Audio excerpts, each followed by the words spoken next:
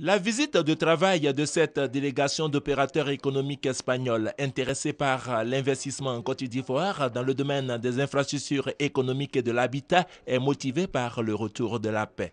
La rencontre que les membres de la délégation espagnole conduite par Pablo Sanchez ont eue avec le Bénin a porté sur le projet de création du pôle urbain. Il s'agissait de comprendre les objectifs, les composantes, les grandes options d'urbanisme et le coût estimatif et surtout le montage institutionnel de ce projet d'aménagement qui intéresse les investisseurs espagnols. La rencontre s'est déroulée en présence du promoteur du pôle urbain, Touré Ahmed Bois, des experts du ministère de la Construction, de l'Économie et des Finances, du district d'Abidjan et du Bureau national d'études techniques et de développement. Le directeur adjoint du Bénin, Kra Kofi, en l'absence du directeur général Awadon Melo, s'est félicité de l'intérêt accordé par les investisseurs espagnols à ce projet. Ces derniers se sont par la suite rendus au district d'Abidjan.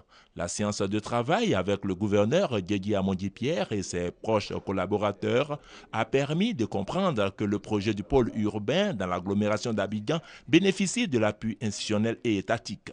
Les investisseurs espagnols disent être intéressés par la phase de construction de logements. Ils ont donc signé une convention avec le promoteur pour la construction de logements sociaux au profit des forces de défense et de sécurité et des enseignants, et surtout de l'aménagement d'un espace de plus de 3 000 hectares sur les 14 000 hectares du site du pôle urbain. Me llamo Pablo, soy representante de la delegación española. Je suis le représentant de la délégation espagnole, je m'appelle Pablo Sanchez. Nous sommes arrivés en accord avec la société Sofia pour un projet très ambitieux. Le jour d'aujourd'hui, on vient de signer ce préaccord et on espère que ce soit le début d'un avenir promoteur parce que la Côte d'Ivoire en a besoin. Les investisseurs espagnols ont été précédés des partenaires luxembourgeois, canadiens et sud-africains qui ont accepté de faire partie du groupe des bailleurs de fonds et de technologies pour la réalisation du projet de création du pôle urbain.